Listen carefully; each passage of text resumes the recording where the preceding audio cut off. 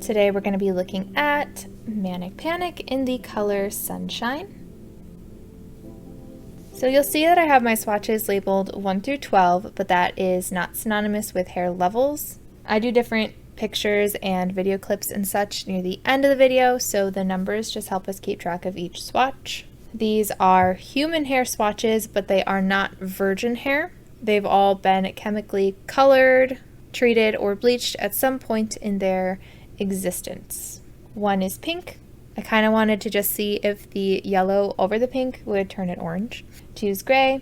3 is a natural red. 4 is a soft black. And then from 4 to 11 is a range that goes to a platinum blonde. And then 12 is like a toned version of number 11. So I will start by taking the color straight from the container and I will apply it to the top of each swatch. Then some people do like to dilute their dyes, so I will do a diluted version at the bottom of each swatch. Please keep in mind, everyone's hair is different, which means everyone's hair will take color differently, plus different screens and monitors can make colors look kind of different. So please just use my video as a reference for how this could possibly turn out for you.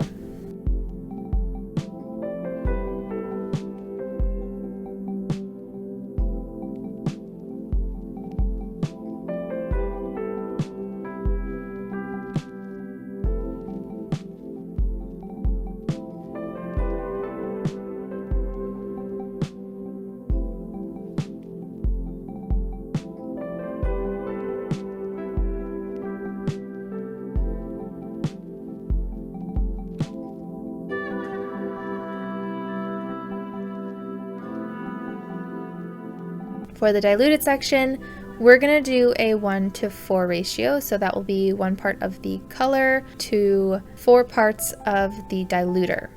If you're unsure what diluter is, I always just give a really simple answer that it's something that basically lightens the color of a semi-permanent dye.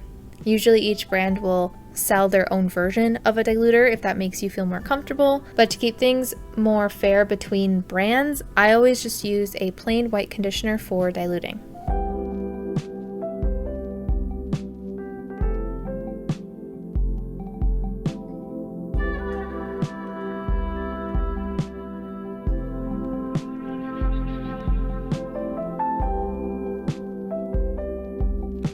All right, I'm gonna let these sit for about 3 hours just so the color can really absorb. I will then rinse them out, and when they're dry, I will meet you back here and we'll do some comparisons. Okay, so on number 1, that one was originally pink. I definitely think it turned it orange, which is kind of fun. The ends actually are a little bit more peachy than orange, but overall the yellow mixed really well with the pink. It didn't cover it, I would say, but mixed well. 2 was originally gray, and I am kind of shocked because it looks so green on the swatch. If you have gray hair and you are thinking of doing this color, but you don't want it to look green, I would suggest maybe looking into a more warm toned yellows that lean a little bit more orange. I definitely think that'd give at least a less green look to it. 3 was originally a natural red.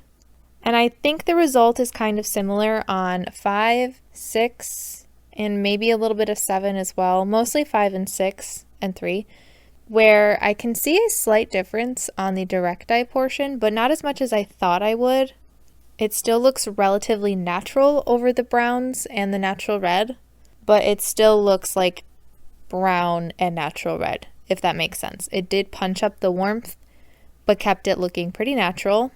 So I don't see much of a difference on the bottom. There might be some difference, and we'll probably be able to see that a little bit better in the before and after clips because I do those in natural light.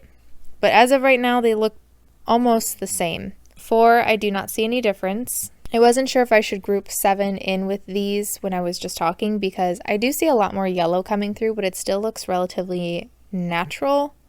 I think it's fairly obvious that the blonder ones look the least natural with the yellow on it. The 8 and the 9 do still have a slight natural look, but I see more of a pop of yellow coming through on 7 than I do with these browns, and that continues until we get to the lighter blonde. Basically, I wouldn't say that the hair looks like yellow hair, but the warmth is fairly obvious. Definitely harder to tell on the diluted sections, but I do think there probably would be a slight difference from before, especially on number 9. the 11 looks the most intentional because it is the most saturated looking. But if your hair is not perfectly platinum blonde, I think you'd have a fine result with most lighter blondes, especially if your hair bleaches quite warm. And then on number 12, it's definitely not as green as number 2, but I can kind of see it going in that direction. But obviously it still looks quite yellow in comparison to the number 2, just not as bright and saturated as it does on the lighter blonde swatches. So as for comparisons, this yellow is actually quite unique to my collection. I don't get around to doing a lot of yellows, but so far all of my yellows are quite different from each other.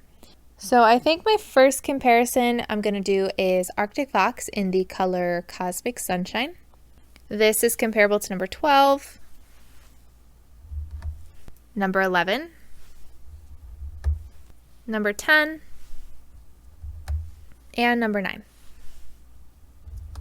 I wouldn't say that Cosmic Sunshine is a super warm yellow, but compared to the Manic Panic Sunshine, it definitely does have a little bit more of a golden look.